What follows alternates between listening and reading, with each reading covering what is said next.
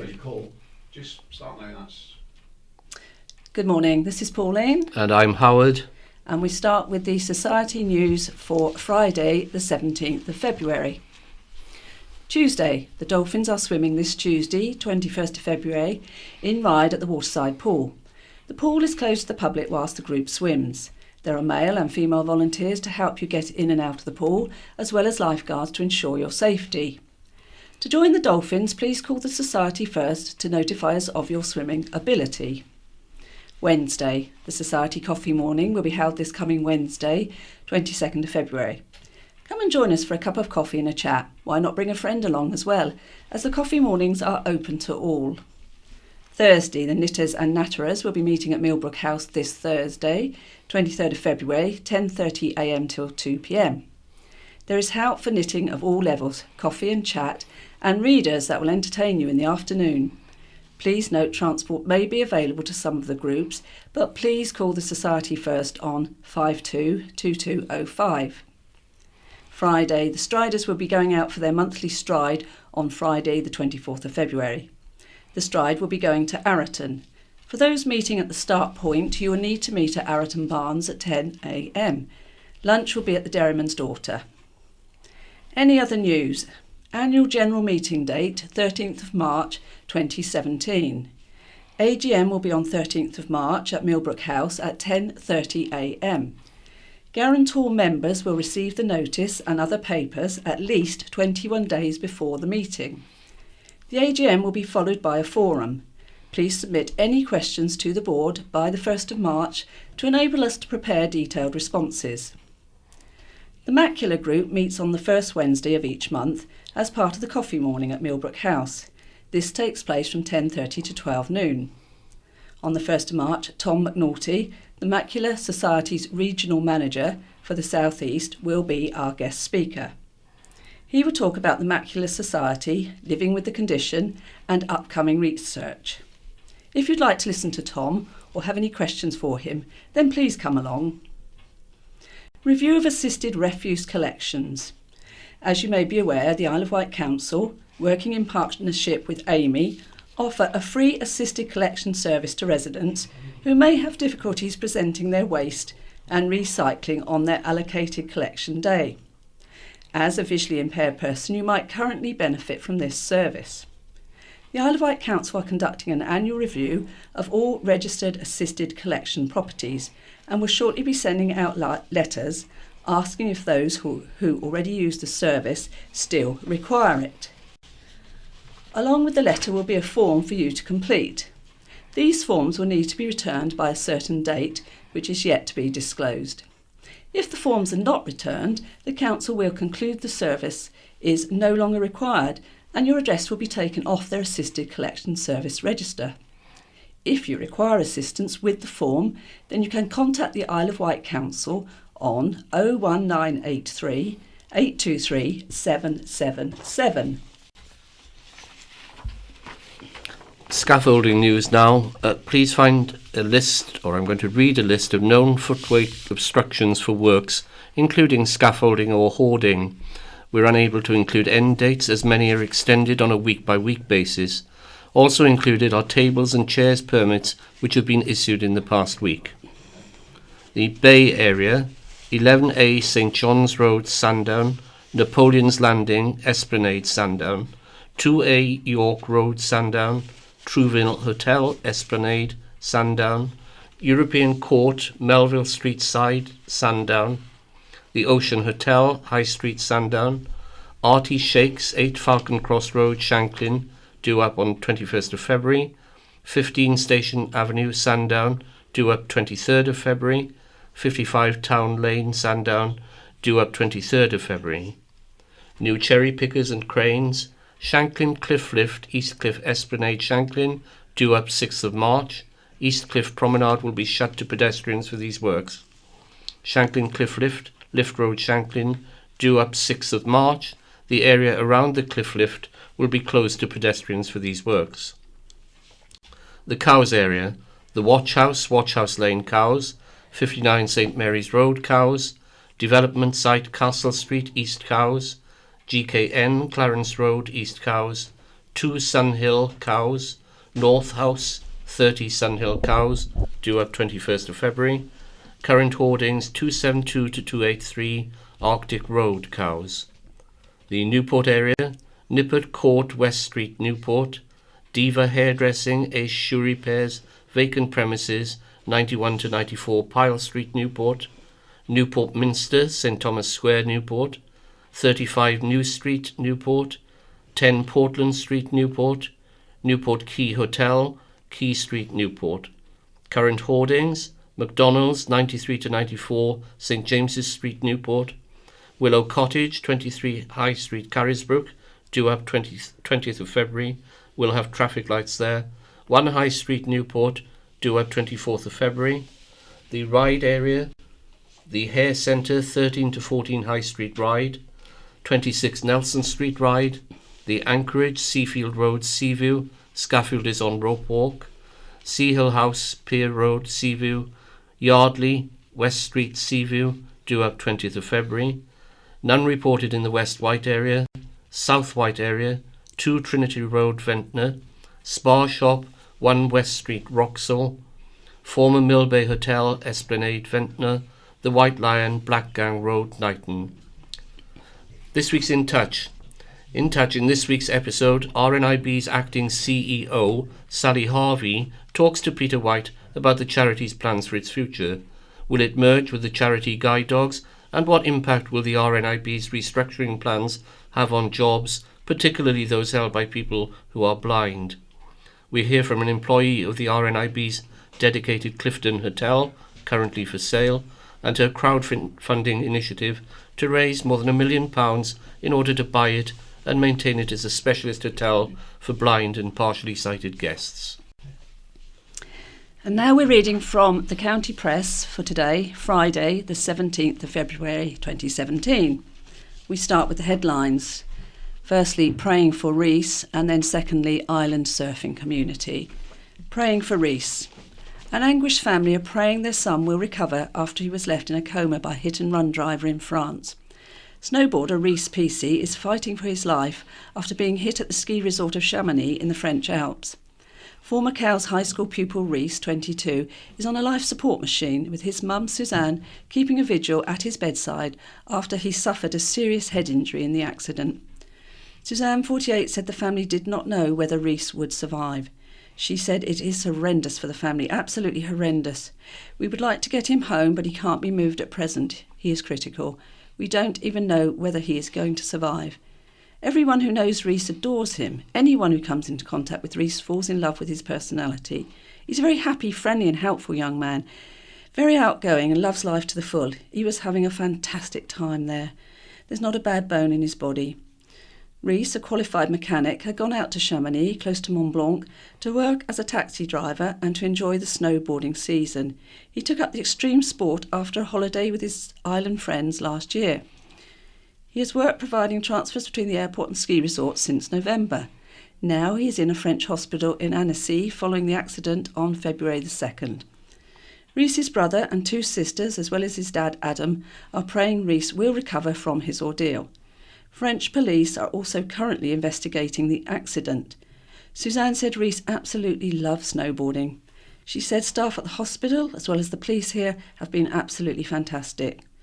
Rees featured in the county press in 2001 when he spent his 6th birthday in hospital with a severe skin condition and was presented with an England football shirt signed by star striker Gary Lineker. A moving tribute to island surfing pioneer Dave Gray was held at Compton Bay on Saturday. The day after his funeral, 86 people representing generations of island surfing enthusiasts took part in a memorial paddle. Watched on by a large clifftop crowd, which included family members, the surfers formed a ring about a quarter of a mile out to sea. Within the ring, Mr. Gray's sons, Elliot, 22, and Dylan, 27, jointly laid a wreath onto the water. Elliot waded out with the wreath around his neck on his first ever surfboard, given to him by his father when he was aged 5. He spoke briefly about his father and thanked all those who attended. Following a few moments of peaceful reflection, attendees gave an impromptu ringing of 3 cheers and beating of the waters to celebrate Mr. Gray's life. Elliot said, "It was fantastic, a really overwhelming event. My family and I were very touched by the number of people who came along to remember Dad. I obviously knew he was good at what he did, but had no idea just how big an impact he made on the lives of so many. He was a maverick, one of the first in the UK to do surfing when the sport was in its infancy. We thought Dad was just a normal bloke who liked to surf, but the reaction was a real surprise." Recently, Mr. Gray had been employed by Ventnor Town Council as the maintenance manager at the Winter Gardens and went on to fill the same role at its Salisbury Gardens offices and the public toilets in the town. At Ventnor Council's monthly meeting on Monday, Clerk David Bartlett and councillors paid tribute to him and the job he did for the benefit of the town, which included important beach safety work. Norris Castle Homes plan sparks concern. Fears about building 47 homes on a neighbouring site to the East Cowes Castle, set to be redeveloped into a luxury hotel, was the focus of a heated public meeting. Development company U of End Norris Castle Limited held the meeting for residents of the area and explained proposals to turn the historic Norris Castle into a luxury hotel and build 47 homes in the neighbouring Spring Hill estate. Concerns mostly focused on the housing proposal and the question of access to the site. Developers floated the idea of 4 possible access routes to the castle estate: New Barn Road, Millfield Avenue, St Thomas's Road, and a new road from the Esplanade, each of which residents raised concerns about. Mike Lloyd, a resident of New Barn Road, said, "The access routes to the estate are a major concern. It is going to need a lot of construction traffic, which these roads are not suitable for. I don't think the project is viable. We really don't want the whole thing to end up as another Frank James Hospital." Developers said the proposal was still in very early days and the purpose of the meeting was to inform residents about it. Developer Clint Wellington said, "We do not have all the answers yet, but we would rather be transparent and tell residents about our plans now rather than further down the line. We want this to be a dialogue with local people." David Atkin of Millfield Avenue said, "Everyone knows that to allow any housing at all on this site would be just the start. In time, the whole of Spring Hill would be smothered in housing and a beautiful landscape destroyed forever." Keith Ambler of New Barn Road said, "This is going to be an upper-class development for the yachting fraternity with very little for the people of East Cowes." The Isle of Wight Monkey Haven has won a Visit England Gold Award, considered one of the most prestigious accolades in the industry. Monkey Haven founder Don Walser said, "What a fantastic start to the 2017 season. We're so grateful to our amazing staff, volunteers, visitors and supporters. Together we've been caring for animals in crisis since 2008, and that's what gives us the greatest pleasure of all." Last month, the Monkey Haven won gold at the Beautiful South Awards for 2016-17, and the Rescue Centre has also topped TripAdvisor's Things to Do on the Isle of Wight list for the past 2 years. The Pointer Inn has been named one of Britain's best pubs for Sunday lunch by a national newspaper. The Newchurch pub featured in the Telegraph's list of hotspots and was a hit with the paper's food editor Amy Bryant, who has family on the island. Portion sizes and the stonking short crust pastry lamb pie were praised, as well as the cosy interior. The Sunday roast trio of meat with giant Yorkshire puddings and vegetables was said to be great value at £10. Rachel Burrows, who owns the pub with her husband Robert, said they were delighted to have been selected. "We were absolutely amazed," she said. "We feel really honoured to be in a national newspaper, and my husband deserves the credit. He's done an amazing job. We've had a lovely response from our customers who saw it and social media." Rachel said the coverage, with a recent Red Funnel Award, has been a great springboard for the couple's latest venture, adding the Blacksmith's Arms at Calbourne Road, Carisbrooke, to their portfolio. "We're ready to go and should be in by Easter," Rachel said. "We're looking forward to putting our stamp on it." Home carers need more training to look after people with dementia, a report has found. A Health Watch Isle of Wight survey, the results of which were published this week, highlighted a lack of consistency in home care and revealed some carers needed further training to understand the needs of people with dementia. Having up to 6 different carers entering a home each day could confuse and distress someone with dementia, the watchdog said. It was also found some patients refused lunch at noon because they'd eaten breakfast at 9 a.m, which meant they went without food until 6 p.m. Others had difficulty in arranging their home care package and communicating with care agencies, and the Isle of Wight Council's Social Care Department. Joanna Smith from Healthwatch Isle of Wight said the survey led to some positive feedback, and some users praised their carers for going over and above what was expected of them, but problems were highlighted in a number of areas. There are some issues around dementia care and a lack of awareness, she said.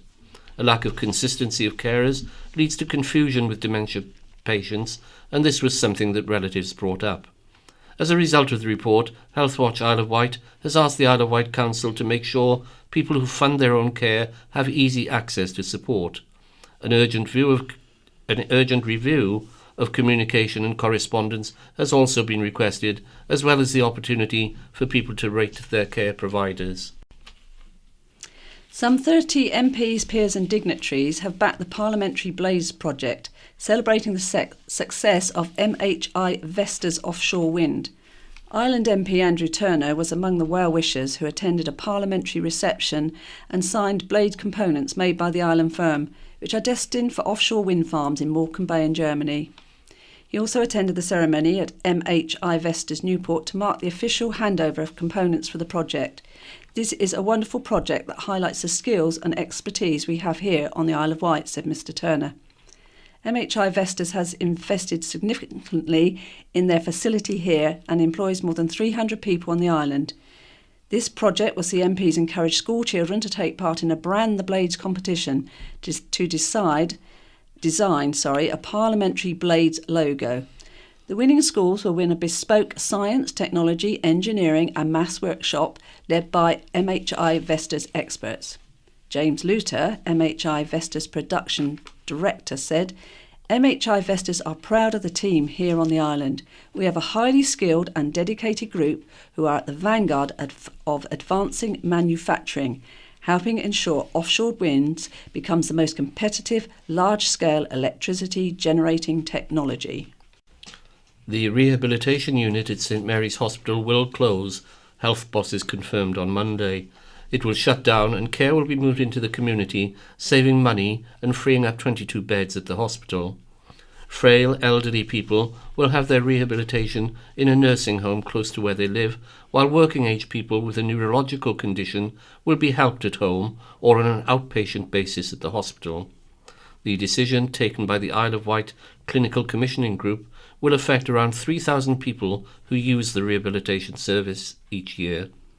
Speaking at a health scrutiny meeting on Monday, Dr Carol Tozer, Director of Adult Social Care at the Isle of Wight Council, said a good reablement programme would reduce the number of admissions to hospital and help patients regain their independence quickly.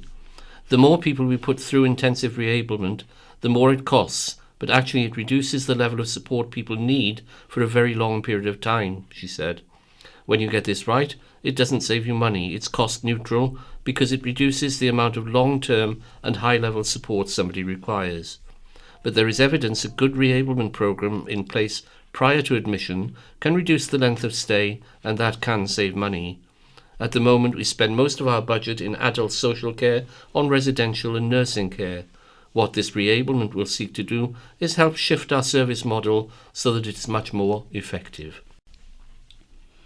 Budget plans put forward by Isle of Wight Conservatives appear to be aimed at the people most in need on the island, according to a disability charity. Included in the plans approved by the Council Executive last week and due to go before full Council later this month are changes to personal budgets paid to people to allow them to choose their own care. Conservatives claim £1.4 million a year could be saved by making changes to the personal budget system while maintaining or improving outcomes. But the proposals have prompted criticism from MENCAP IW. A spokesman said, "It seems like the Isle of Wight Council with these new proposals is focused on making as many cuts to funding as possible and is aimed towards the most vulnerable people on the island. The new system seems to be giving the Isle of Wight Council more control over purchasing of services in order to make these cuts. However, it is not person-centred and it would be taking away the choice and control of the individuals who are happy and feel safe with the current support they receive by the providers who deliver this support. The needs of an individual are paramount and a bidding system for providers would not necessarily be suited to everyone with a disability. Support has to be tailored to an individual, taking into account their needs and preferences for whom and how they are supported. It should not be about which provider provides the lowest bid for support. I do not see how making funding reductions for personal budgets will help to maintain and improve outcomes. People living in the West White and Newport have a rough deal when it comes to seeing their GP, a report has revealed. Health Watch Isle of Wight looked into appointment availability for the island's 22 surgeries and found a stark difference depending on location. Around 41% of patients in the West White and Newport were waiting up to 3 weeks to see their GP, it was found. The area has 58,202 registered patients and 7 surgeries to look after them.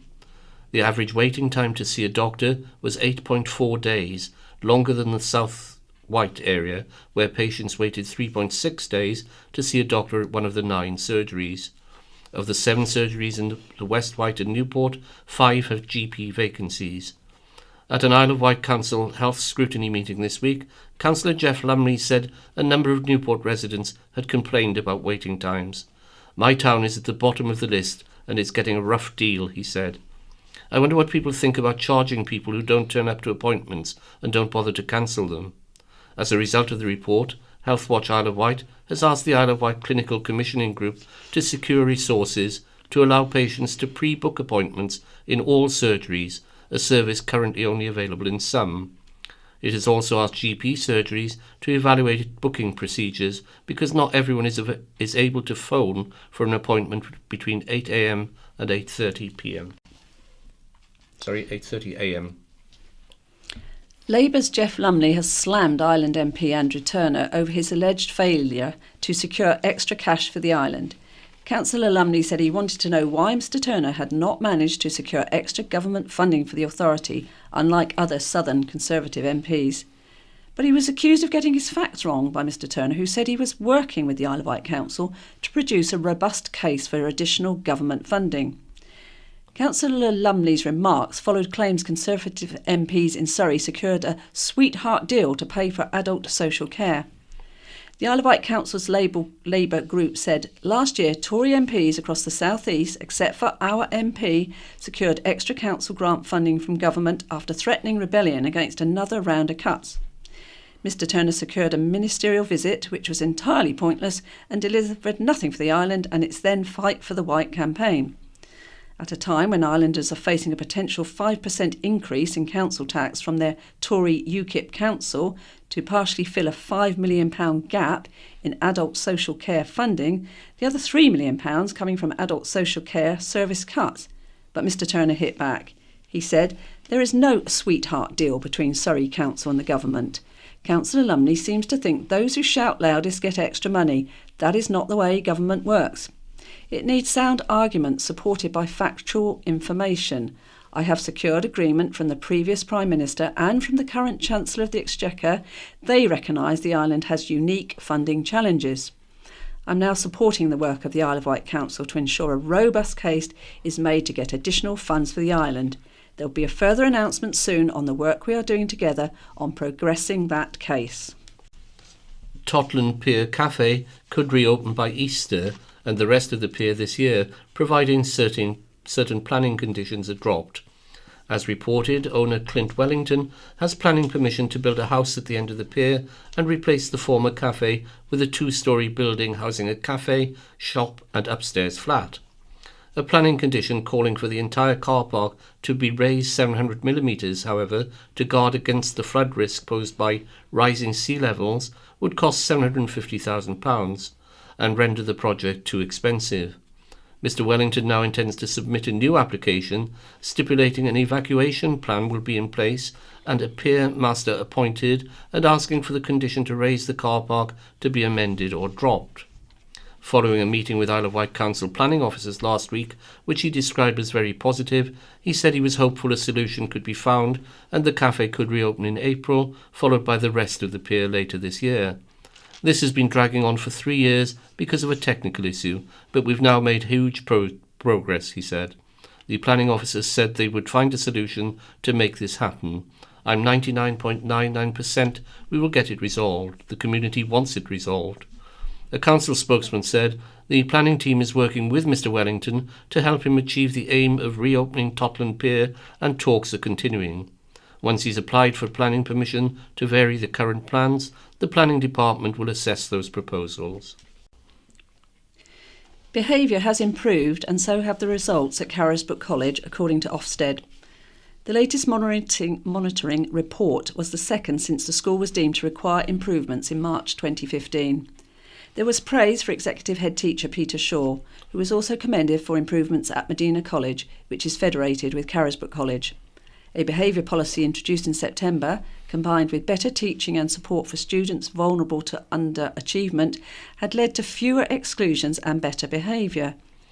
Inspectors added improvements made throughout the school during the first year following inspection had a positive impact on the 2016 outcomes for Year 11 pupils.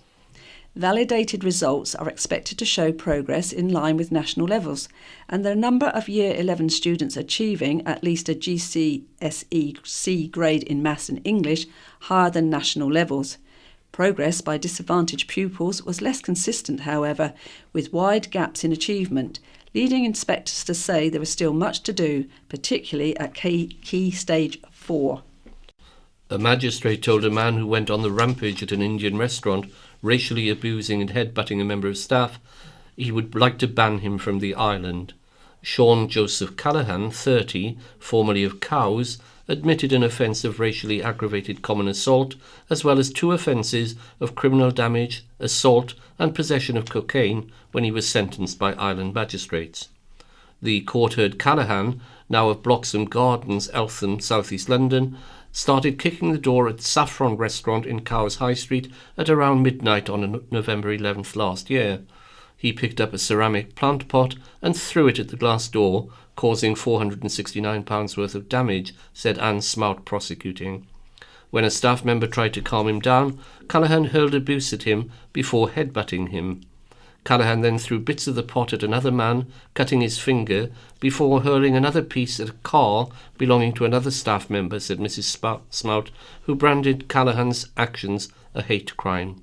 When arrested, a small amount of cocaine was found in his pocket. Callaghan told police he was not a racist, accepted he was drunk and could not remember the incident. Representing Callaghan, Barry Arnott said his client knew one of the victims and had never had problems with him before. He said he's not a racist. He knows it's alcohol and mixing it with drugs that causes him to get to this point. Magistrate Gordon Cooper told Callaghan, "If I had the means to ban you from the Isle of Wight, I would." He jailed Callaghan for 16 weeks, suspended for 9 months, and ordered him to pay a total of £669 compensation. Age UKIW is asking older people what makes them happy and healthy as part of a consultation on how it should provide services in the future. The consultation asks older residents what helps them feel connected to individuals and their community, so the charity can plan its services to 2020. Chief Executive Joe Dare said, "Our priority ever since we started in 1973 has been to support local older people to improve their quality of life, whatever their situation. During that time, we have always done our best to respond to increasing demand with the right service at the right time, but we recognise people's needs are always changing. We have an ambitious vision of a future where older people are respected, valued, included, and able to live life as they choose. But we're living in tough times, and with such a large demographic and age range of people eligible for our services, we recognise we can't do it all." Paper copies of the survey are available from Age UKIW, High Street, Newport, or you can phone 525282. The survey will be live until Wednesday. Staff at St Mary's Hospital, who went the extra mile for patients, were praised at an awards ceremony last week. 2 patient transport officers who saved a man's life by recognising the seriousness of his condition and diverting their vehicle to the emergency department were honoured, along with 2 nurses who extinguished a fire caused by a confused patient. Isle of Wight NHS Trust Chief Executive Karen Baker said, "As a former nurse and midwife, I know the extraordinary lengths our staff go to delivering caring services to islanders. Each month, we take the opportunity to recognise individuals who have gone the extra mile or set a great example for colleagues. Particular congratulations to midwife Daniel Coombs and cancer nurse Emmeline Cornwell, who were nominated by patients and carers as Employees of the Month for October and November 2016. Week in, week out, our staff strive to do their very best for patients, and it's important we take the time to appreciate those who are outstanding at what they do for us all. The Battle of the Shorewall Bench, which has pitted villagers fighting to keep it against highways bosses, could be reaching its climax. Island Roads has said it will remove the Queen's birthday bench from Willets Cross today, Friday, after deeming it unsafe. As previously reported, the bench, carved from a large tree stump, was unveiled in November on a small grass traffic island. Island Roads declared it was a hazard, even though a smaller bench had been there for years, and told the parish council to move it. Alternative sites opposite the parish church and at Farriers Way have been deemed unsuitable. In a letter to the parish council dated February the 10th, Island Roads Assistant Manager Mark Roberts said, "Our view remains that the structure cannot stay in its existing location. Having established the structure presents a potential risk, we would be failing in our responsibilities to keep highway users safe if the bench were to remain in this location. If a new location cannot be found in the next 7 days from the date of this letter, we will carefully remove the structure and store it safely at our Dashway depot until such time as it can be relocated in the local area." Isle of Wight councillor Bob Seeley, who has battled for the bench to stay at Willets Cross, said, "This daft situation is now beyond parody. It shows an utter lack of common sense. Despite having public liability insurance, the council won't let the parish take responsibility for the bench. This sort of thing is exactly why the public think local and national government has lost the plot. We will continue to fight this foolish situation on principle." The Isle of Wight Lib Dems have put forward plans for an English Isles policy. The idea, to be considered by the party's working group on rural communities, could give the island new powers to set its own rural development policies outside of national legislation. Describing the efforts of Island MP Andrew Turner in the area as largely ineffectual, Island Chairman Nicholas Belfit said, "We see a lot of talk, handshakes, single lines from the government saying that they're recognising us as an island, but yet nothing seems to change. This policy has come from the desire for us to get some real legislation that will finally force the government to recognise our unique needs. The policy asks for the Treasury to provide urgent financial support for healthcare, education and social services, an urgent investigation into the affordability of mainland transport links, including a fixed link feasibility study, and the use of short-term interventions similar to the fuel tax rebate." Hawks could be brought back to Ventnor to combat the town's pigeon problem. With shop owners angry at having to regularly scrub pigeon droppings from the pavements in front of their premises, Ventnor Town Council will host a hawk demonstration by pest control firm Rentokil at Salisbury Gardens next month. Other possible pigeon deterrents will also be discussed, with a bird expert attending. 5 years ago, the Town Council trialled the use of hawks to take down the pigeons, but decided it was too expensive. A fresh survey of disgruntled business owners, however, revealed they were disgusted by the health and safety hazards posed by the pigeons and concerned it was putting tourists off coming to the town. Some blame the owner of the former bus station, an eyesore packed with roosting pigeons, for not cleaning up the premises and said hawks could be brought back to cull the pigeons once and for all. We all know the pigeons are a nuisance, but there will be a lot of discussion ahead as to how we tackle the problem in an effective and humane way, said Councillor Jim Toogood. Red Funnel has provided transport of a different kind to an island charity. The ferry company made Ability Dogs for Young People its Charity of the Year for 2016 and raised £50,000, allowing the charity to buy a van to take its assistance dogs all over the island. Donations were made by staff and customers online and in support of a fundraising parachute jump and matched by the company. The charity trains assistance dogs to enhance the independence of disabled young people and children. Ability Dogs for Young People Chief Executive Carol Court said, "We're thrilled to have had the opportunity to buy this van, which is so essential to being able to transport our dogs around the island. As part of their training, the dogs must be conditioned to performing in real-world situations, so it's very important that we can get them to the shop, the ferry, our training centre, and to their new recipients' homes." Red Funnel's support throughout the year has been hugely important to us. Not only has the company raised a great amount of funds we've been able to use directly, but our presence on the ferry's onboard video screens has generated so much positive publicity for us, and this increased awareness has been absolutely fantastic. Red Funnel Human Resources Director Shirley Anderson said, "We're really proud to have been able to raise £50,000 for such a crucial piece of equipment for ability dogs for young people.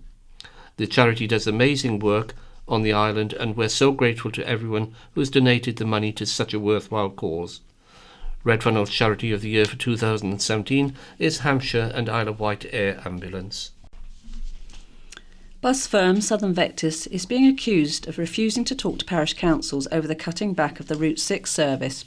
Chale, Chillerton and Gatcombe and Knighton and Whitwell parish councils, which helped to fund the Route 6 winter timetable, were angered when Southern Vectis announced last month just 5 return trips a day were run between Newport, the Villages and Ventnor. Southern Vectis said passenger numbers did not justify the previous summer service, and it was forced to take the decision because of withdrawal of Isle of Wight Council funding. It said it would continue to monitor passenger numbers. A statement from the 3 councils said the company had declined to start discussions. It said it was as though the new Southern Vectis management was unaware of the financial support we've been giving the service, and we only learned of its plans through third parties. We certainly haven't given up on community transport, and there are other options we'll be looking at. We have a high proportion of bus pass holders on this route, disabled as well as elderly people who are suffering quite severe hardship and expense as a result of the present skeleton service. Isle of Wight Council leader, Councillor Dave Stewart, is to meet the head of Southern Vectis' parent company on March the 30th to discuss the decision. He said Southern Vectis had agreed to put in an extra Sunday evening bus over the summer, an additional service in the day, and give a commitment to consider extra provision for students. The Isle of Wight Council has a contract with Southern Vectis which runs into millions of pounds. Almost 200 prison officers formed a guard of honour at the funeral of Nick Medlin, who was killed at Ventnor on Christmas Day.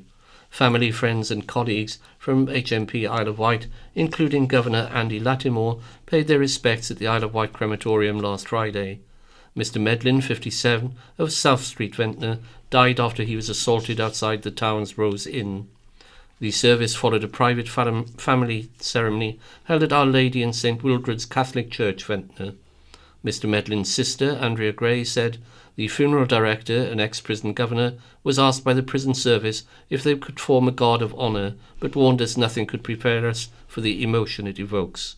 When we as a family saw almost 200 officers lining both sides of the road, it literally took our breath away. We couldn't believe the number of people who turned out to pay their respects to Nick. It was heartwarming to know, in the short time Nick served in the prison service, he'd had such an effect on so many people. What was also quite amazing was the prisoners held a collection and raised £1,000, which we may use to buy a memorial bench. That's something that doesn't happen every day.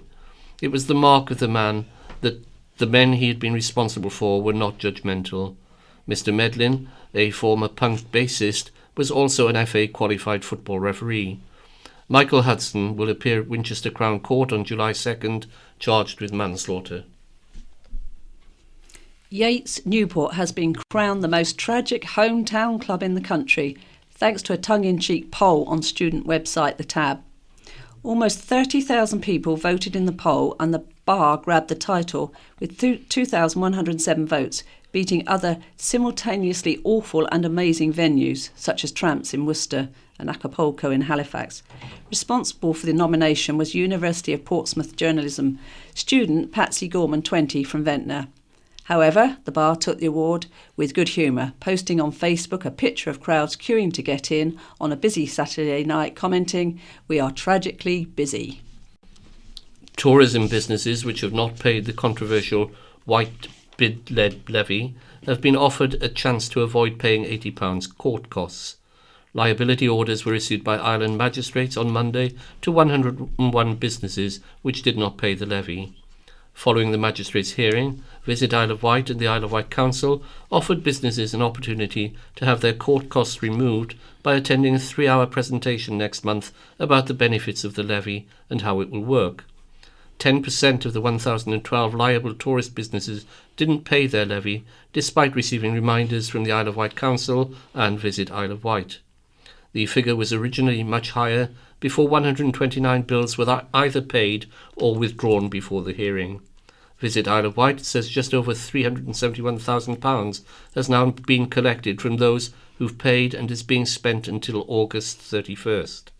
The organisation says it launched an appeals procedure in November and invited any prospective levy payer who disagreed with their inclusion in the scheme to submit a formal appeal. As a result, a small number of businesses were removed from the BID process. After the court action, the Chief Executive of Visit Isle of Wight, David Thornton, said, "Our intention is not to make life harder for businesses struggling to keep going on the island, but to assist them to develop and grow their income from tourism." The bid plan lays out the strategy and many of the ways in which we hope to do that. This was voted for by the industry, and it's our statutory obligation to carry this plan out for their benefit. I also believe the White Bid Fund will be put to good use to increase visitor numbers in the future. Mr Thornton said levy payers, rather than Visit Isle of Wight, would decide whether to pursue non-paying businesses through the courts and force them to pay up or let them off. The question will be put to the bids management panel next week. A Whitelink captain has spoken about a dramatic mid-Solent rescue the crew of his ferry were involved in last Friday. The crew of the White Sky launched their rescue vessel after spotting a fishing boat that had capsized and started sinking off Yarmouth. A man and a woman in their 40s were rescued by ferry staff and taken to hospital by ambulance to be treated for hypothermia after being taken ashore by the ferry's rescue boat. Speaking to the county press, captain of Whitelink's White Sky, Alex Prokupuk, who has more than 20 years' experience working at sea, said, "It is part of my duty as a sea captain to look after the lives of people at sea. If someone is in distress, I must assist them. It is part of the job." They capsized in the middle of the Solent and were spotted by my lookout. When we realised they were in trouble, we immediately responded and launched our rescue boat. In situations like this, you cannot wait for assistance, you have to act immediately. It was very cold and one of the casualties was in the water, so my main worry was hypothermia. In this situation, you need to be very quick because you don't know how long that person will stay alive. If you don't act quickly, they will die. I didn't want to waste a minute, so the quickest and safest thing to do was take them straight back to Yarmouth on the ferry's rescue boat. The crew all responded very quickly and professionally. They're very well trained and we do regular emergency drills. We are glad we made it in time and I am glad it had a happy ending. It's always good to feel we have achieved something important as a team. The crew were brilliant. Give cancer patients like me a chance to live longer and see their grandchildren grow up. That's the message from a resilient woman campaigning to keep a life-prolonging drug available on the NHS while she battles secondary breast and bone cancer. Helen Barnes of Grange Avenue Ryde was diagnosed with the cancers in December 2012 and later with liver cancer in October 2014.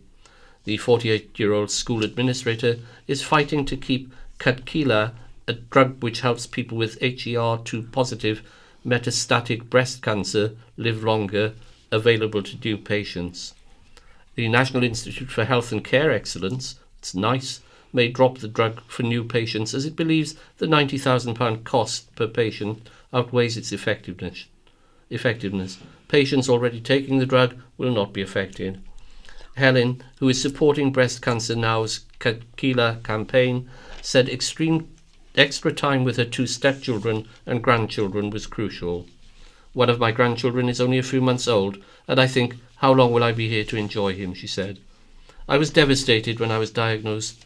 I thought I'd be dead within a couple of months. The thing I remember most was the oncologist saying, 'It's incurable, but treatable.' It can be very dark and I get quite anxious. I call it my little black cloud that follows me around. It's always there. My family is so supportive and my husband Steve has been my rock. I've had amazing support from the Applegate team at St Mary's and we're trying to set up a secondary cancer support group. Helen was recently taken off the drug due to problems with her liver and is starting a new drug next week. I've been lucky enough to have my individual funding granted, but it's so important these drugs are out there for people to try. The drugs mean everything. They're a lifeline." Helen doesn't know how long she'll live, but hopes to celebrate her 50th birthday next year with a black tie party, visit her stepdaughter in Indonesia, and see her grandchildren go to primary school. Baroness Delith Morgan, Chief Executive at Breast Cancer Now, said, "This is the last chance for the drug in England. If a deal is not reached that sees this provisional decision overturned, more than 1,000 women with incurable breast cancer each year will be cruelly denied the hope of significant extra time with their families." A teacher at the Islands prison has been brutally attacked by an inmate. A police investigation has been launched. Following the incident, which took place on Monday, a prison service spokesman said, "We do not tolerate any violence against the dedicated staff who work with our offenders, and we will always push for the strongest possible punishment. The police are investigating, so it would be inappropriate to comment further at this stage." Police confirmed the victim received injuries to her head and face and required hospital treatment. The attack comes amid rising concerns about an increase in violence in Britain's jails and a lack of prison staff. It happened on the same day a shocking BBC Panorama documentary revealed widespread drug use, a lack of control and serious security issues in HMP Northumberland.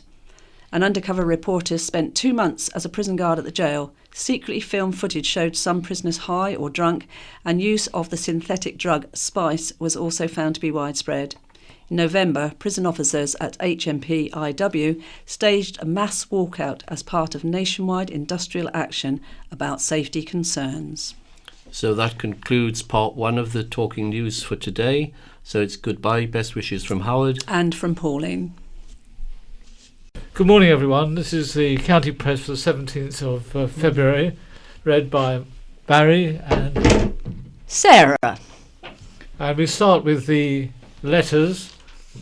Letter of the week. Golden rule, islanders are calves, not corkheads. From Mrs. T. White of East Cowes. In Catherine James's column, one thing annoyed me, the reference to corkheads. It always does. I have been known to stand up in a meeting and disagree with the speaker. We who are from the island are not corkheads. That is a fairly modern expression. It dates from the late 19th century, from when people from the mainland came over to the island to help in the shipyards. The island men caulked the boats, hence the expression. We islanders are Isle of Wight calves. My mother told me when I was a small child I was an Isle of Wight calf, and she was born in Gosport and was a Hampshire hog. The Isle of Wight calf dates back about 300 years, and the story goes like this. 2 farmers are talking, and there is a calf with its head stuck in the gate. They said they would have to cut off its head to save its life. Here's a letter from Mrs. Seabrooks of Newport, and the headline is Our Ray of Sunshine. My husband and I set off to Medina Theatre on a grim grey Saturday afternoon to see Nikki Cross's dance debut. As the show began, rays of sunshine, warmth and happiness soon filled the theatre. Apparently it was Nikki's first production, which was hardly believable, as the show moved slickly through the varied acts, including stage-struck tinies, not a dry eye in the house. Every pupil had been inspired and trained to give their best, well-practiced performance. The choice of music and costumes was superb and complemented each other delightfully. The immaculate makeup and hair of every dancer reinforced the atmosphere of a truly professional show. We sincerely hope this will be the beginning of many more shows from the Nikki Cross Dance School. So thank you, Nikki Cross, and each and every one of your wonderful young pupils. May they always love to dance. And we have from Jay Gifford of Shanklin, no racist. I think we should stand shoulder to shoulder with Andrew Turner and welcome Mr. Trump. After all, he is the President of the United States, if only out of respect to America and to the brave Americans who fought for us in 2 world wars. Mr. Trump is not a racist. He lives in a country with different races from all over the world, and he has promised to look after them all, and that is to vet who comes into America from where terrorists thrive. We know the damage even 1 or 2 can do. Such a quick response is the headline. This is a letter from Mrs. Adams of Bryston. A little piece of praise for the Isle of Wight Council. Having attended a most interesting talk by two ladies from Amy at the Brystone Community Coffee Morning, I was told I could request a smaller green wheeled bin. I called in at the council offices at lunchtime on Monday, February the 6th, where I was invited to use the internal phone. I spoke to the helpful lady who gave instructions to leave my bigger bin outside. I did so the following day, and on Wednesday, February the 8th at about 9 a.m, I found the replacement bin had been delivered. Thank you, Isle of Wight Council, for a prompt and efficient service. And also here's a letter from Councillor Carl Love of East Cowes. The Isle of Wight Council proposing to prop up the coffers of its failing budgets by raising the charges on the floating bridge is a stealth tax on the people of East and West Cowes. I think it's just plain wrong. It looks like our council sees East Cowes in particular as its own cash piggy bank and saviour. This latest proposal will be punishing for East and West Cowes residents. It will be the third increase for foot passenger crossings in less than a year. It would now be cheaper to use a car with 5 adults on board than for each of them to cross separately. That's not good news for the council's green transportation policy and plans. This is pretty bad news for townspeople, the business community, workforce and parents of school children who rely on the floating bridge daily. Assuming you have a discount card, crossing twice a day, 5 days a week, for parents of children at schools, works out at approximately £10 a week and £40 a month. That's a huge unjust hike when you consider the bridge was free last year and already profitable. It will further divide the two communities and restrict access on both sides of the river. It's a disproportionately unfair tax distribution on the shoulders of the people of Cowes. This bridge already makes lots of money for the Isle of Wight Council, and now a tax that disadvantages a small part of the island population, particularly those on low incomes and pensions, is proposed. I think a fairer alternative could be to charge £1 per car to drop off rubbish at the recycling sites. The whole island would pay this stealth tax, not just one part of its population. I hear you all say, but fly tipping will increase. Surely not for the sake of just £1, I say. In my view, this is not an acceptable proposal for the people of Cowes in any format. It will harm our town business as it restricts freedom of movement. It further divides and creates inequalities for many individuals living on both sides of the river. A letter from Councillor Chris Whitehouse in Newport. Thank you, County Press, for the reports of the initiatives the interim administration of the Isle of Wight Council is taking further to drive up education outcomes on the island in the interests of all our children and the island's economy as a whole. This was in the County Press of the 10th of February. There was one additional point I made at the recent meeting of the Children's Committee, namely that I consider our teachers are overworked, underpaid and rather underappreciated. Whilst it's not within our gift to put all that right locally, what we can do is to ensure that we never fail to put on record our acknowledgement of all the hard work so many teachers and support staff are putting in to improve school performance and student achievement. The island should be grateful to them. On the point about consultation on school term dates, this will be a real consultation exploring all the options between, on the one hand, no change at all, through to a change to 4 terms. If we can achieve the same result, namely better education outcomes and more flexibility with holiday dates for parents, by smaller changes on this scale, then so be it if that is the consensus.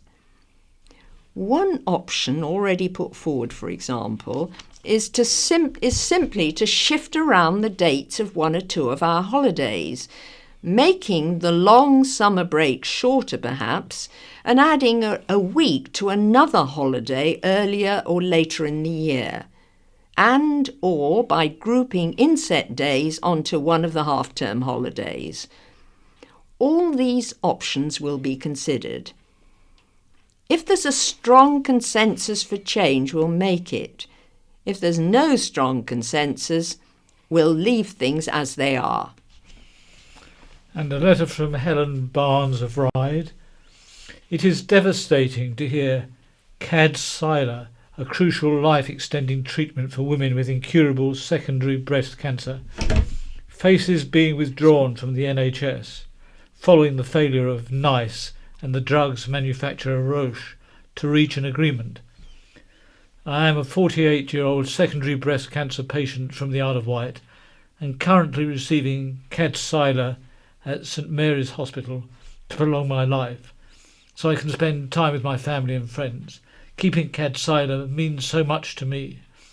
Kadcyla can offer patients precious extra months, even years, of good quality time with their loved ones, with fewer side effects than other treatments. It is available in many other countries, including France, Germany and Australia, and unless NICE's draft decision is overturned next month, this fantastic medical advance will bypass patients in England forever. That's why I've backed Breast Cancer Now's campaign to keep Kadcyla, which calls on NICE and Roche to urgently reach a deal to ensure patients in England are not denied this very effective treatment. There is very little time left for this decision to be reversed, and I urge NICE and Roche to do everything in their power to keep this drug available. And a letter from D. Hazel of Totland, and the title is No Return to Isolationism. This is something for J. Gibbons, who wrote on the 10th of February. In 1939, a lunatic craving power through conquest plunged the world into war. A handful of incredibly brave pilots and stalwart governments saved us from immediate invasion. Unfortunately, bravery and being stalwart win battles, but more is needed to win a war. Resources of all kinds. President Roosevelt, facing a fiercely isolationist Senate, America had enough of fighting a war for other people in 1917, got an agreement to aid Britain. Don't ask me to define our special relationship, but I sincerely hope we'll not again see the American isolationism of the 30s. Neither President Trump nor John Bercow are in line for diplomacy Oscars, but let's not add to a very difficult political situation with remarks that cut off noses to spite faces. And there's a letter here which is a thanks from Hospice, from Nigel Hartley, Chief Executive, Earl Mountbatten Hospice, Newport. I am responding to the letter from Mike Tarrant. I want to thank him for his positive comments regarding the care of his late wife given by our organisation. It is always heartening someone takes the time to write positively and publicly about the work which our team undertake on a daily basis with hundreds of people across the island. Regarding the issues Mr. Tarrant raises about just giving, I am always more than happy to discuss any aspect of our work, and I would encourage and welcome him to contact me directly to discuss any concerns. The phone number is 01983 535 333. And the last letter is from Vivian Ayres of 92 Rob Roy Lane, Wanaka, New Zealand. Vivian is looking for relatives of Richard Frederick Bush. My father was a Lancaster pilot with the RAF in the Second World War, and Dickie Bush, as my father referred to him, was his navigator. In researching my father's life, I've come across some fascinating correspondence referring to their time during 1944 to 45. Dickie wrote to Dad in 1957 because we were coming over to England from New Zealand the following year. His letter is about 10 pages long, beautifully written, and talks about how he felt regarding the bombing missions, and also how, although he had faith in Dad as a pilot, he did not believe he was going to survive all those missions, and refers particularly to a terrifying incident when he was trying to get his parachute to open. Sadly, a letter arrived just before we left New Zealand from Dickie's wife, Beryl, to say he'd died following brain surgery. Dad visited Beryl and the family on the Isle of Wight in 1958. I would really like to contact one of the couple's children to return the letters to them, and the names of the children are Jan, Sue or Richard, and this is all related to Richard Frederick Bush. And 10 years ago we have a little picture of youngsters having a fire training at Ryde Fire Station. Oh, we're over to looking back, are we? Yes. 10 years ago there was something a little unusual about a group of 10 recruits who demonstrated their firefighting skills at Ryde Fire Station. In fact, their achievement was notable for all being under the age of 14. The would-be firefighters qualified for a 5-day intensive course aiming at helping young people considered at risk of antisocial behaviour or offending by developing practical skills such as teamwork, communications or putting out fires. Oh, we're going back a bit further now, 100 years ago. It was suggested all island schools be provided with plots of land for potato cultivation, plus a run for fowl, so children may be taught practical gardening and poultry keeping. Also 100 years ago, the Liberal Club received a rather rude postcard from an anonymous Ryde resident criticising them for lacking patriotism during the war. It was signed by somebody, John Bull, the caricature personifying Great Britain, originating in the early 18th century. Appalled club chairman Sir Edgar Chatfield Clark said the postcard should be treated with the contempt it deserved. And 75 years ago, February the 21st, 1942, a report proposing supplementary water supplies suggested land be requisitioned to build a 10,000-gallon circular steel reservoir in Victoria Road, Cowes, a 5,000-gallon reservoir at the junction of Clarence Road with Yarborough Road, East Cowes, and another 5,000-gallon unit in Grange Road, East Cowes. Also, there was a disappointing turnout for a public debate on the motion. The cost of local government officials on the island is excessive. There was not much enthusiasm. The audience instead appeared more interested in suggesting it was time, in the interest of the economy and good government, the island be made a county borough with one authority. Right, 50 years ago, for the second successive year, racing pigeons from the Queen's Lofts in Norfolk were entered into the Ryde Fanciers Association competition. Her Majesty's birds didn't enjoy as much success as the previous year, however, earning only a second place from 4 birds entered. Also 50 years ago, despite strenuous efforts to find a new purpose for the closed Royal National Hospital in Ventnor, it had been 3 years and no positive decision had been made.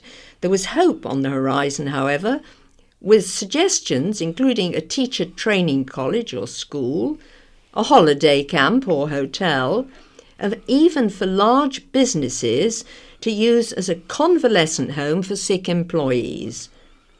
It wouldn't be for another 3 years when the former hospital was to become Ventnor Botanic Garden. And 25 years ago, February the 14th, 1992, county councillors were once again being asked to consider a barrage alternative to the planned Medina Bridge crossing, potentially providing a reservoir and saving up to £10 million from the cost of the then proposed bridge link. It was argued a dam would create long-term jobs, turn the river into a permanent haven for water sports, and provide round-the-clock access to Newport. An insight into ideas of young minds on the island was given when Artwork 92 was officially launched at Newport. It mainly set out to provide opportunities in the arts for young people, aged between 14 and 18, and to give a high profile for their work. The launch at Key Arts gave guests the opportunity to meet budding artists and see projects from murals to landscape sculpture and historical theatre. And last of all, 10 years ago, a probe was launched by the Isle of Wight Council into the running of Northwood House cows. The landmark building needed £1 million for repairs, according to the Cabinet Member for Assets, Councillor George Brown. Concerns were raised. The authority planned to sell the building. Well, over to Barry. Now we have white memories, and the headline is Volunteers Help Our Ancestors Rest in Peace. There is hardly a better illustration of the value of volunteers than the huge difference they have made to two of the island's cemeteries. We have to rely on voluntary labour to maintain our local history. It is good to see all the work the teams at Ryde and Cowes have done in restoring what was once an overgrown and dilapidated places of rest. They are now not only easier on the eye, but a great source of knowledge for families and for local history enthusiasts, when the stories of those who are buried there are told. Newport sadly always seems to come late to a party, and so it is with our cemeteries. However, the parish council has recently raised the matter, and it is hoped that soon our county town will follow and the stories of those who lie below can be recorded and told. Both of Newport's major cemeteries were opened in 1858. At Mountjoy there lie winners of the Victoria Cross and the grave of the Countess of Clare, the lady who provided the funds that allowed the nunnery to be built. There is also Albert Midlane, the man who wrote many hymns, including the famous "There is a Friend for Little Children." The more humble graves include Percy Hayter, the Parkhurst boy who was murdered by an inmate of the workhouse. Sadly, the one thing they all have in common is all these graves remain overgrown and untended. At Fairlea there are buried many civic dignitaries, including mayors of Newport, such as Sir Francis Pittis, who was knighted at Osborne House by Queen Victoria.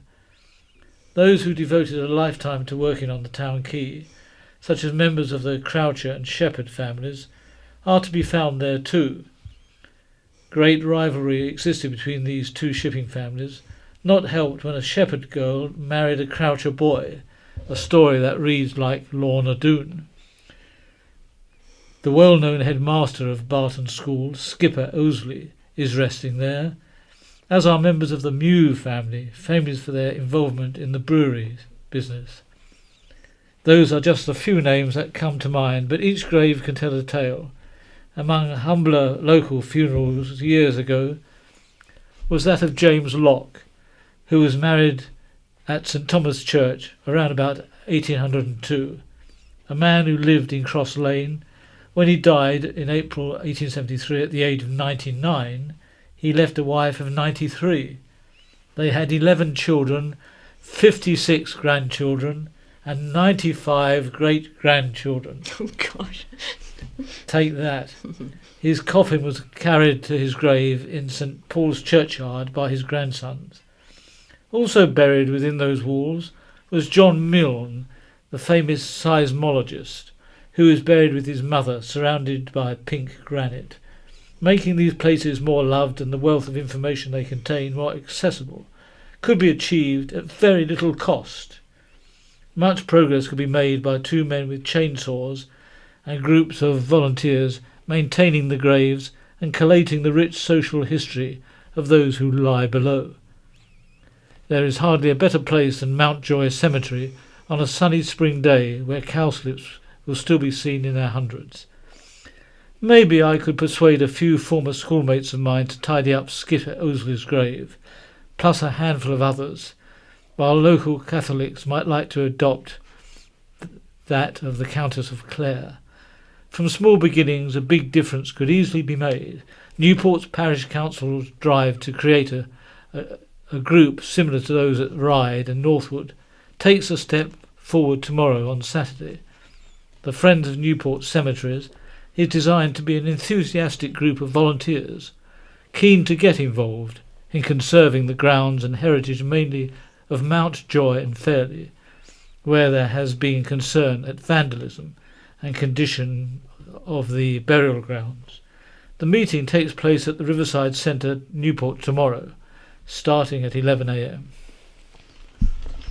Right, over to my view, which is by Jonathan Young, and the headline is "Villages Will Survive Permanent Winter." Driving buses for Southern Vectis was my first proper job. The 10-week stint served as my rite of passage from student to grown-up, and one of the first things it involved was knocking down the corrugated iron fence which in the 70s separated the yard of the Nelson Road depot from the neighbouring row of properties. The lady of the house came out and waved her arms about and shouted a lot, but I heard nothing more about it after that. It was a very tight turn. I was a new boy, and such collateral damage was, I gathered, quite a common occurrence.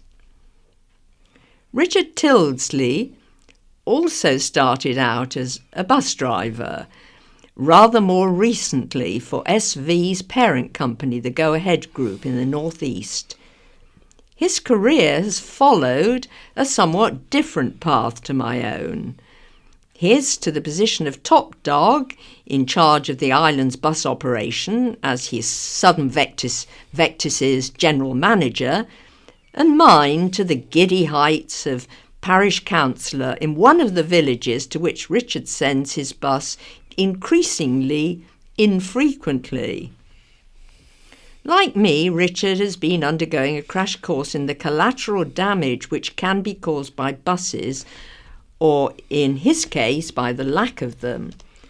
Possibly because the detail was lost in the management handover from the likeable Matt Kitchen, Richard has been having to deal with the fallout from his own apparent decision to ignore recent history and protocol in the course of halving the summer service to a string of villages south of Newport.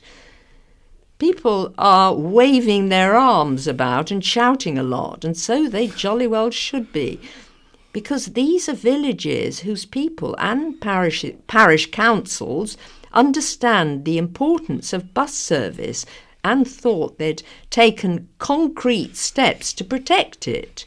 Local council taxpayers had forked out several £1,000s to help to maintain the winter service. The annual influx of tourists they had believed would take the financial strain in the summer, as in the past. Not so, apparently, in the bleak economics of Richard's world. Winter becomes a permanent season.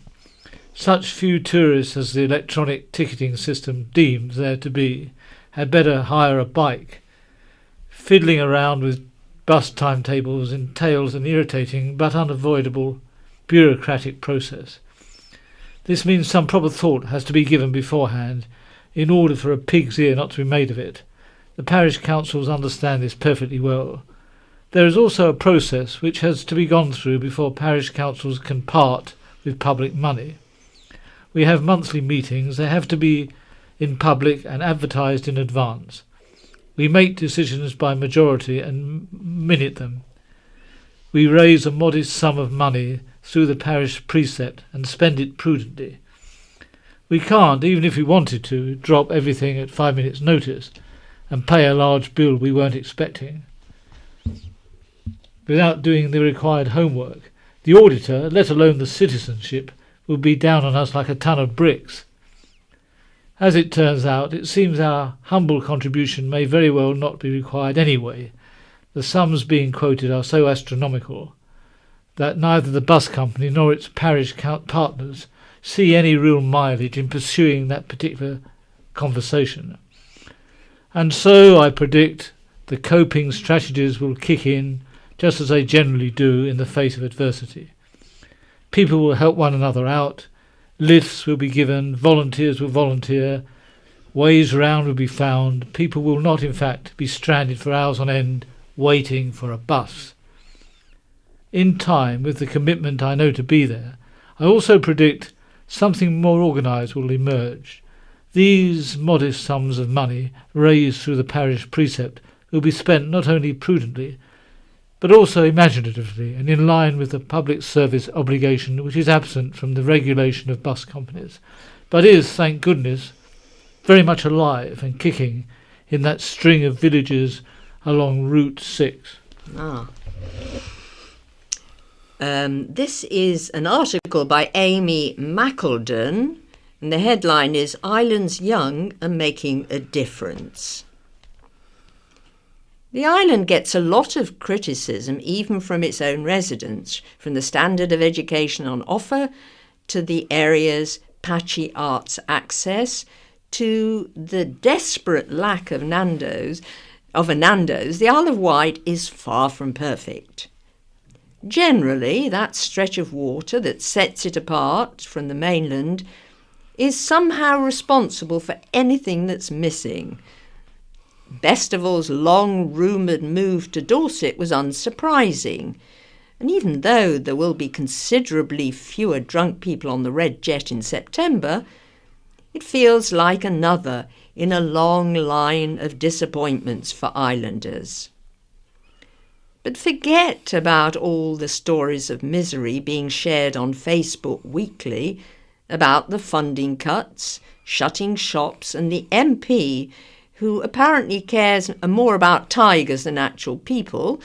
What about everything the island does have?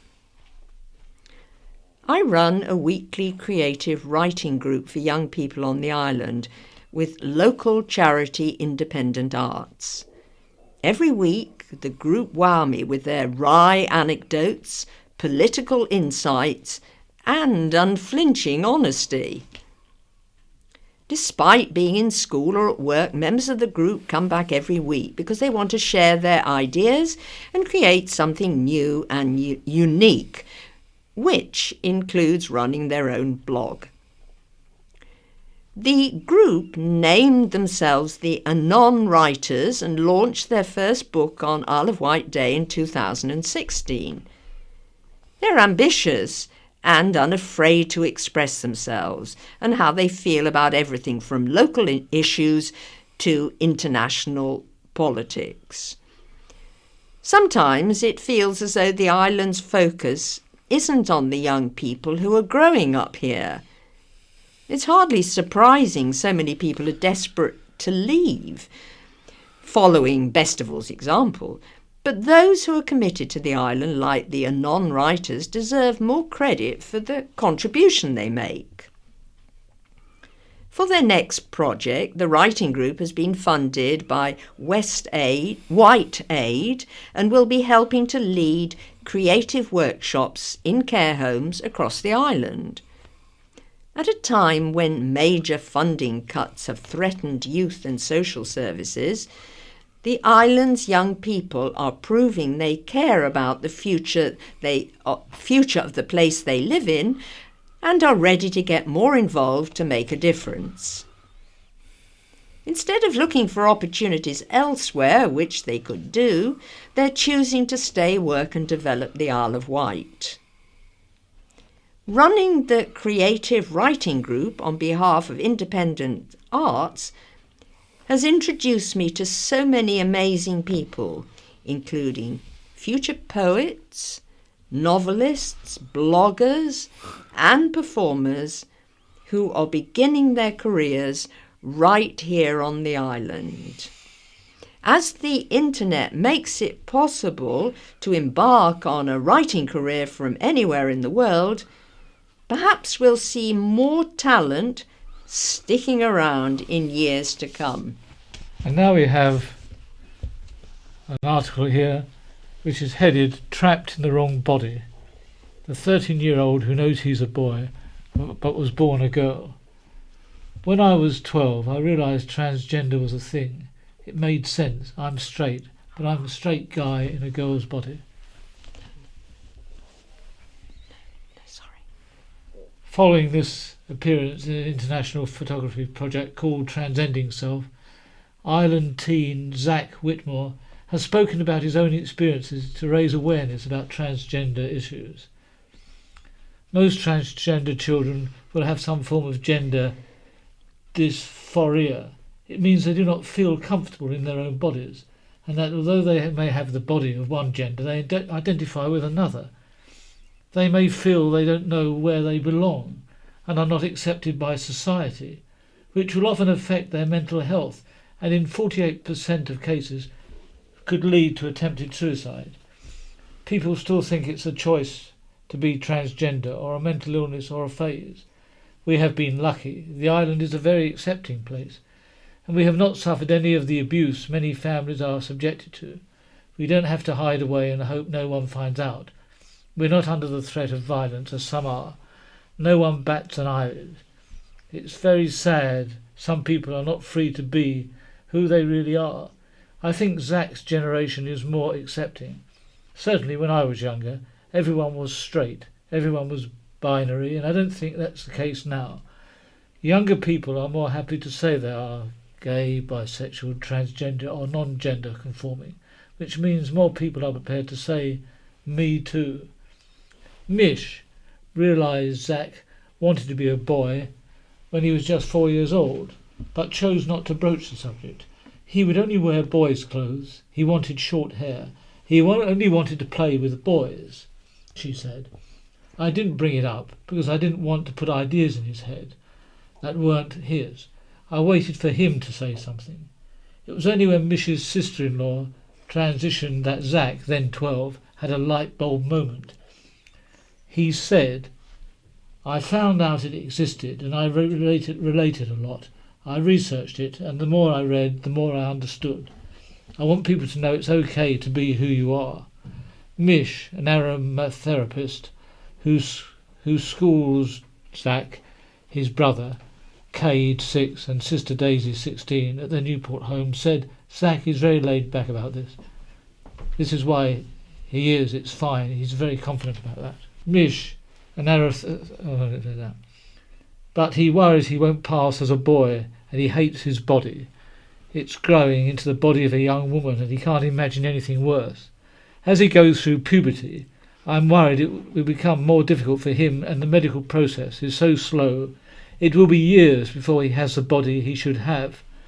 That's one of the reasons he wanted to take part in this project, to raise awareness about trans issues.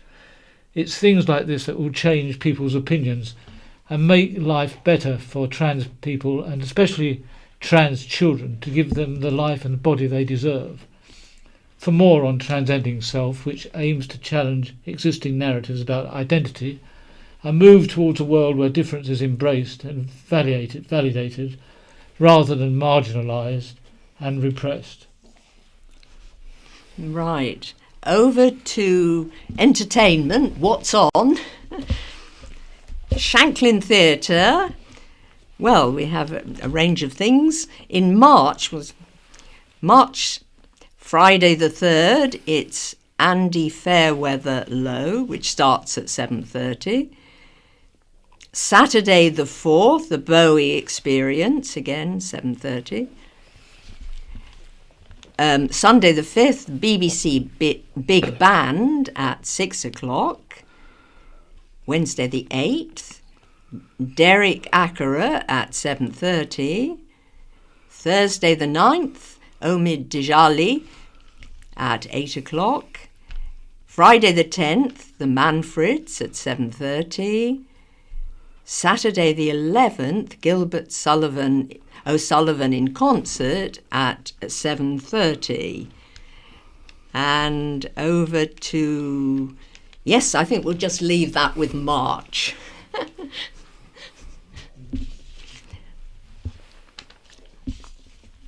Further news items.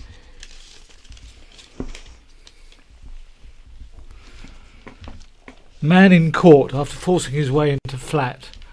A Newport man has been given a 6-month conditional discharge by magistrates after forcing his way into the Cowes flat occupied by the mother of his child. Simon Fowler of Caesars Road had previously admitted a charge of using violence to gain entry to the flat.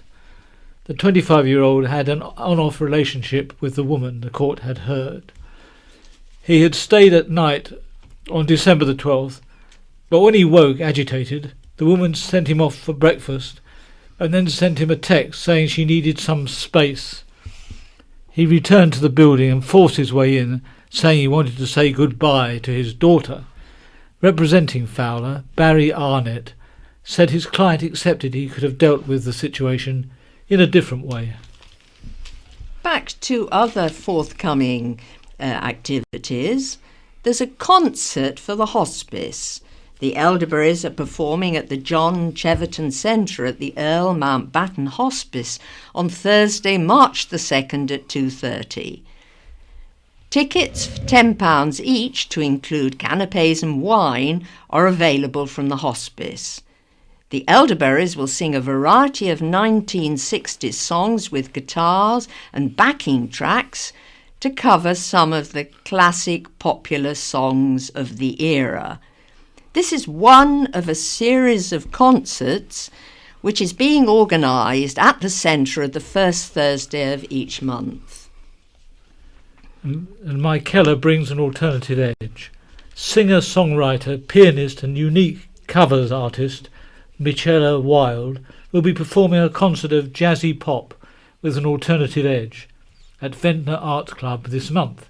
Michela, who released her debut album Painted Smile in June 2015 and who has since had tracks from the album played regularly through the BBC Introducing website, will be performing songs from her new album Wild Thoughts next Friday, February the 24th. The Shropshire artiste will be taking the stage at 8 p.m. Just some information about Newport Minster in the centre of Newport. The church will be open from 10 a.m. every day except Sunday during the works, but there may be some days when it has to close. The coffee shop will be open whenever possible. And Concert for Two Hospice. Okay. More news items.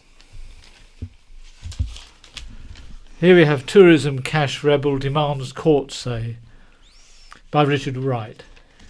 A white bid rebel facing legal action for the cash he owes to support island tourism has demanded his day in court. Cowes cafe owner Barry Grazier claimed he was fobbed off in the court cafeteria by officials who did not make it clear that he could make his case before magistrates. Now he has called on the Isle of Wight Council to relist his case. Of the dozens of business owners who turned up on Monday, only 2 applied for adjournments to make their cases before magistrates at a future date. Mr. Grazier, 66, who owns the High Street Watch House Barn and coffee shop, said, "I was among lots of business owners who met people from the Isle of Wight Council and visit the Isle of Wight. We were told we had 2 options, either to pay or face the debt collector. This was a sham hearing. The people I met were not qualified to make a legal judgment and order me to pay an unjust levy and threaten to send in a debt collection agency to get the money.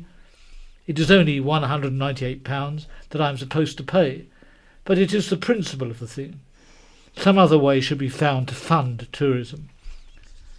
A council spokeswoman said the council officer and Visit Isle of Wight personnel were present to work with the levy payers to assist them in making a payment arrangement to avoid the necessity of any further recovery action and potential enforcement agents, leading to additional costs being incurred by a levy payer.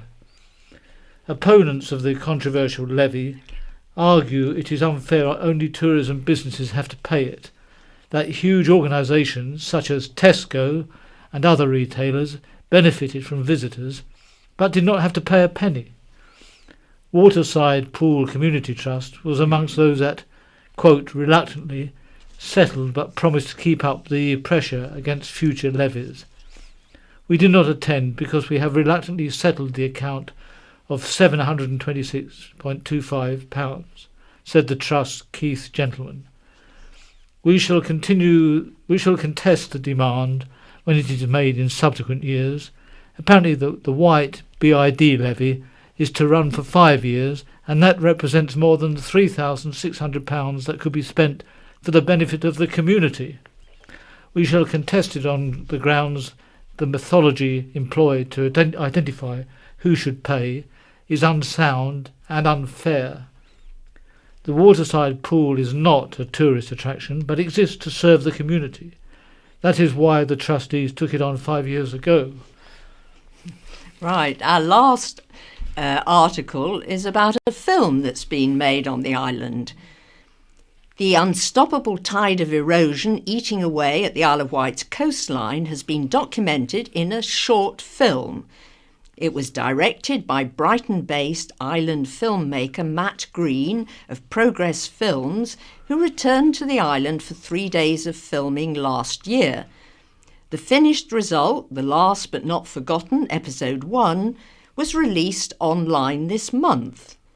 Shot along the island's south coast, the film also features a reading of Tennyson's poem Nothing Will Die. I wanted to do, he said, a time-lapse film along the south coast for a while, but it never really got off the ground.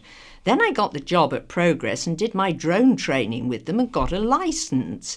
I pitched the idea of a series of films visiting places you wouldn't actually be able to get into, said Matt, 26, a former Cowes High School student. We shoot a lot of different styles at Progress and we do a lot of corporate work, but it is through that we get to work on our own personal projects like this. I grew up in Cowes and my family moved to Totland a few years ago, where a huge landslip destroyed the sea wall and path. So I've always been fascinated by erosion. It's unstoppable and I wanted to capture a snapshot of it as it is now, he added. The film can be seen on the County Press website. And that's all for now from The Weekender, from Sarah. And from me, Barry. We all hope you have a very nice weekend. Thank you. Thank you. This is a download from the BBC. For more information and our terms of use, go to www.bbc.co.uk/in-touch. Good evening. The agenda for tonight's programme was easier to come up with than usual. That's because you designed it for us. Following last week's programme about an apparent vacuum at the top of the two leading charities for visually impaired people, we heard from a number of you, with views summed up most succinctly by Gail Guest. I found the programme about RNIB and guide dogs very interesting and timely. I feel that there's a great deal of concern among visually impaired people at the moment.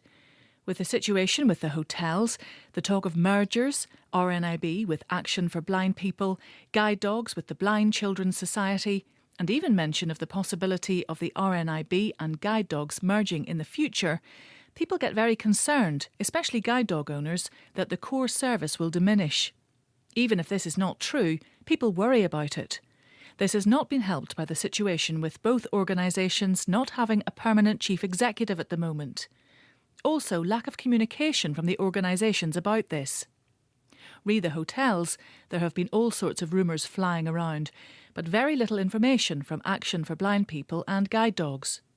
Hopefully the organisations will speak to the programme in the near future and also speak to their clients directly. Well, I'm happy to say that we can solve some of those problems because Sally Harvey, who's been acting CEO of the RNIB since last September, is with us today to do exactly that, to address some of these issues which Gail and others have raised. So, Sally Harvey, welcome. Good evening, Peter. Really lovely to be here. Can we start with the issue of closer cooperation between RNIB and Guide Dogs for the Blind Association, possibly leading to a merger? You couldn't listen to the interviews both with your predecessor and the former head of Guide Dogs without concluding that discussions were definitely going on. Indeed, that they had perhaps got rather warmer of late. Is this still happening or is it a dead duck?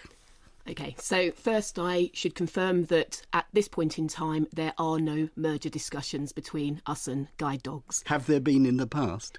We've been talking about ways in which we will collaborate and as part of that, Peter, yes, I think merger was one of the options we wanted to explore.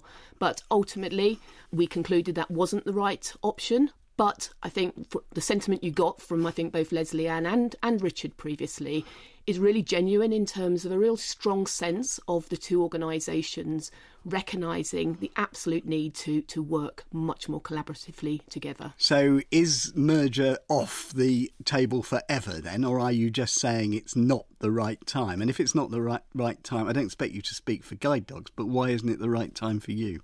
We won't say never, but at this point in time, it's not the right time. We already collaborate very well, actually, on a day-to-day basis. Collaboration is the way we do it. And we will, from time to time, want to review that and to make sure that the time is right when and if that comes. You can see me bursting to ask you something because it's not as if the RNIB is averse to mergers. You know, you formed the RNIB group, which included Action for Blind People, and now it's my understanding that that's very close to being formalised as a merger, if it hasn't happened already. What's the position? We're close, Peter. So it is a proposal. We are currently going through a process to formalise that, which we anticipate will see a merger of Action for Blind People and RNIB in April of this year.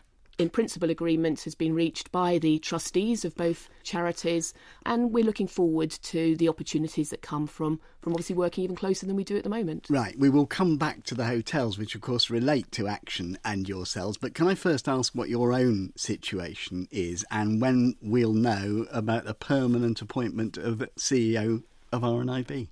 You can, and happy to answer that. And if you don't mind me just reflecting on perhaps last week's interview, certainly from my own point of view, the fact that I'm interim has no bearing on how I am carrying out the leadership role at RNIB. I am the interim chief exec, and the term interim means nothing in the context of the leadership of the organisation, supported of course by a very stable board of trustees. So just wanted to clarify that. How long is it going to be interim? That's the question I'm asking you. Yep, no problem. So in terms of how long, the board have asked me to oversee the changes that we're making in the organisation and to stay on as chief exec through to the end of this year. At some point this year, and I expect that to be probably the end of the summer, we will be looking to appoint permanently, and at that point there will be a full process that will result in a permanent appointment being made. Are you likely to apply? Big question, and I'm going to say yes at this point in time because I'm hugely proud. It's a fantastic privilege to be RNIB's chief executive, and why wouldn't I want to take that role and make a difference to people's lives? So absolutely. So in a way, you've been asked to nurse the consultation process through, which is taking place, I think, at the moment within your organisation. And a restructure, I think you're calling it. Why do you need it? There's two main elements to what we are doing at the moment. The first is the changes to the governance structure, which will see the merger of RNIB and Action. The second part is a piece of work we've been doing over the last 2 years, really, as we've sought to review the way we deliver services for blind and partially sighted people. We know, and I think probably you and your listeners know, that Quite often we get feedback to say that we're not doing the right things for blind and partially sighted people, whether that's people who have lived with sight loss and were born visually impaired, or for people for whom sight loss becomes a reality of life later on in life.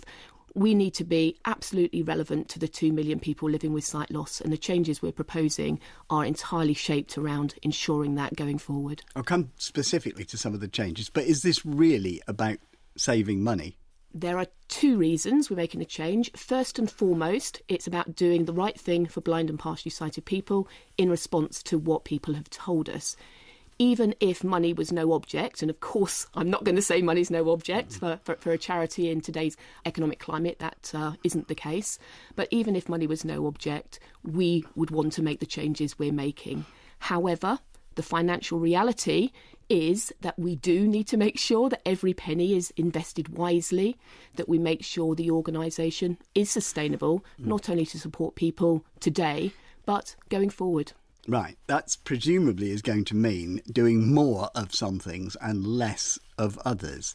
One of the issues we've been hearing concerns about already is the worry that the RNIB's commitment to campaigning is going to be lessened. In this plan, doesn't it lose its own leadership? I think the post of head of campaigns has gone, and there's a worry that its status is being downgraded. Far from it, Peter. The actual proposals see us having a director focused on the whole area of rights and advocacy. So we've actually elevated the importance of rights, recognising, of course, that in a difficult external world, actually we need to shout even louder than we are at the moment on behalf of blind and partially sighted people, and actually support blind and partially sighted people to shout even louder themselves. So why get rid of a post like head of campaigns? Because surely something like campaigns, it needs leadership, doesn't it? You can have lots of people in lots of places, but you've got to have somebody driving it. We will, and as I say, the post of director of advocacy will ensure that leadership. I noticed the word campaigns is actually missing. And our head of from campaigns post has not been deleted at this point in time, Peter. So Is we it- are consulting with our staff around some proposals, and the campaigns team is part of that consultation process. This is not about diluting campaigning. It is, in fact, quite the opposite. It's about elevating its importance to shout loudly to the world as a whole. Will this and some of the other proposed changes lead to redundancies? The honest answer is yes. We believe that there will be a number of staff impacted by these changes as we seek to put in place a structure that is fit for purpose. And Do you know how many redundancies? Not at this point, but I can share with you that around 200 of our staff have been told that their posts could be at risk of redundancy. To give you a sense of scale on that, at this point, we do not expect 200 people to lose their jobs, because there are opportunities and different jobs that we would obviously want to work with people to be successful in. And some of these presumably will be visually impaired people. Some are, Peter. Around 20 of those 200 do have sight loss. You will know, because the question is often asked, does the RNIB appoint and keep and promote an appropriate number of visually impaired people, which is something it tells everybody else to do? We do. We have around 14% of our staff are visually impaired. Is that enough? I would say no. I think we need to do more. We are looking at an apprenticeship scheme from September. We actively support blind and partially sighted volunteers. About 24% of our volunteers have sight loss, which of course those opportunities can, in many cases, lead to job opportunities. And perhaps one I'm most excited about is looking at opportunities to extend our trainee grade scheme. So a real effort into ensuring that we absolutely play our part in employing blind and partially sighted people. Can we talk about the hotels? Because that's been a big issue. We've featured this on the programme in recent months, the fact that Action for Blind People, part of the RNIB group, is proposing to stop running dedicated hotels for visually impaired people amid much opposition from satisfied customers. Jo Fishwick works at the Clifton in Teignmouth. That's one of the hotels owned by Guide Dogs, but run by Action. She's expressed, along with a lot of other people, great concern about this in the past, and she's been looking for ways to protect the Clifton's role, and has recently launched a crowdfunding initiative to to buy it. She's been telling our reporter Tom Walker about her plans. The hotel is up for sale in the region of £1.3 million. It's an awful lot of money to raise. How confident are you that you can do it? I have days where I think this was an absolutely silly idea, and then I have other days where I think, do you know what, let's do it. As with a lot of things, people shout long and hard when they're going to lose a facility, and then when it comes to actually supporting it, that's a bit more difficult. Up to now, we haven't raised an awful lot, but it is early days. How much have you raised so far? Only in the hundreds, to be honest. If we suppose that you do raise the money, what experience do you have in running hotels? I don't personally, but the existing staff would be kept employed under TUPE. So they would be transferred on the same terms as they're currently on now? Yes, yeah. And they obviously have a vast amount of experience between them. You know, there's an excellent manager at the hotel, and the team, some of them have been working there since the days when Guide Dogs owned and ran the hotel. How are you planning to run the hotel if you raise enough money? On the same lines, but I think we've got ideas to kind of take it forward. I think there's a lot of opportunities for a place like Clifden. It stands in a lot of grounds. There's a summer house in the grounds, which is a valuable resource. You know, I think there's a lot of things that could be done there. One of the problems that the RNIB group of charities has is with finances. How would you find the money for the upkeep of the hotel? It does need work on it, but I think it's a case of keep fundraising. We've had offers, if we do manage to purchase the hotel, we've had people offer to help with fundraising, to pay for the upkeep and things. Obviously, the hotel does have its turnover, and hopefully it will make money to keep things ticking over. But I think it's looking for the right grants and things like that. That was Joe Fishwick. Sally Harvey, acting CEO of RNIB, is with me listening to that. It's a sign of the commitment that people feel to it. Would you welcome an approach by a group trying to run it themselves? What we know, Peter, is that strength of feeling in terms of the value of the hotels is strongly felt by members of the community. So if that bid could be successful, then fantastic. Does that suggest you rather doubt whether it will be? I heard a hesitation in your voice. No, I think Joe talked there about how far they go, and 1.3 million is a lot of money. And of course, there is also that investment in terms of the condition of the properties, which of course is part of the reason that Action for Blind People had to make that very difficult decision to say we wouldn't be running the hotels anymore.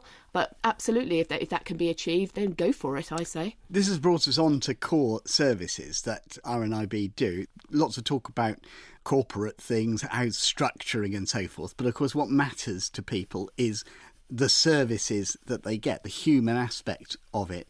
And we heard this from Alan Philpott, who, while agreeing with what journalist Kevin Mulhern said last week, felt he'd missed out some key points about services. He did not mention a huge number of service issues at RNIB there have been in the 9 months since the last CEO announced her retirement.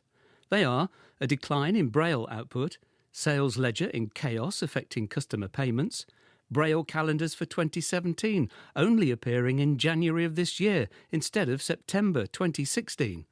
A great lengthening of the time it takes to get replacement talking books when one has posted a disc back to them. A huge volume of complaints on the helpline not being dealt with in a timely manner. And no doubt other issues in the services I no longer use myself. On the issue of services, Sally, do you recognise any or all of Alan Philpott's concerns about service levels? I recognise some of those concerns, Peter, in respect of delays in terms of some of our Braille products over recent months. Yes, there has been some challenges, and we are now through those and back to service as normal. You see, I know that some of those are right because I've had experience of that sort of fine efforts by people in your Peterborough telephone service to try to sort things out for me. But there are problems there because you've moved some of your operation from Peterborough to Gateshead, haven't you? That's right. So the changes came about, two changes. One, a new finance system that we introduced, and secondly, moving our production business to Gateshead as part of our merger with MPH, who were previously based there. Those problems are now resolved, and if I could take the opportunity to apologise to anyone affected by those changes, because of course we know that actually our services are hugely valued. Our audio... I mean, does all this restructuring process mean people have taken their eye off the customer service ball? Not at all. Absolutely. The changes that we're proposing are proposed to do exactly the opposite, and that is to make sure that our services are robust, that people are clear about what they can expect from RNIB, and it's also about valuing actually the services that we just heard about, actually, those services on the ground that RNIB would never, ever be best placed to deliver. So we want to respect those organisations who deliver those much valued services, but equally do our part to ensure that as a key national organisation, people understand what we're about and what we're able to provide. The government has rather indicated, A, that it wasn't that keen on charities campaigning, which takes us back to something we talked about before, and also that it wants people to provide more direct services to its beneficiaries, in your case, blind people. If you can't afford to, what's the future looking like for visually impaired people over the coming years? We can afford to deliver both campaigning and services, Peter, but we must do it in a different way. We're actually investing another £1.4 million next year in our ECLO service, the iClinic Liaison Officer post within the iClinics, to ensure that we and or our partners, because this is about also investing in local partners if they're better placed to deliver that ECLO service in a hospital, but £1.4 million additional investment in that key area, as well as investment in our telephone and digital services to ensure that actually the 2 million people living with sight loss today, and all those who we know those numbers are going to increase going forward, to ensure that actually through us people can access services either directly provided by us or, as I say earlier, those much valued services provided by other specialist organisations, guide dogs, Macula, and of course the carpet of local societies as well. If we invite the RNIB back here next April to see how things are actually going, do you think it'll be you? Do you know, I'd love that to be the case. If someone else comes in and takes the job, then I'll be proud to hand over to that person, having played my part. Well, we will certainly be inviting someone. Sally Harvey, thank you very much. Thank you, Peter. It's been a pleasure to be here. Thank you. As always, we'd like your views. There are various ways for you to give them. You can call our action line on 0800 044 044 for 24 hours after the programme. You can email in touch@bbc.co.uk, or you can send us a tweet using #InTouch. From me, Peter White, producer Cheryl Gabriel, and the team. Goodbye.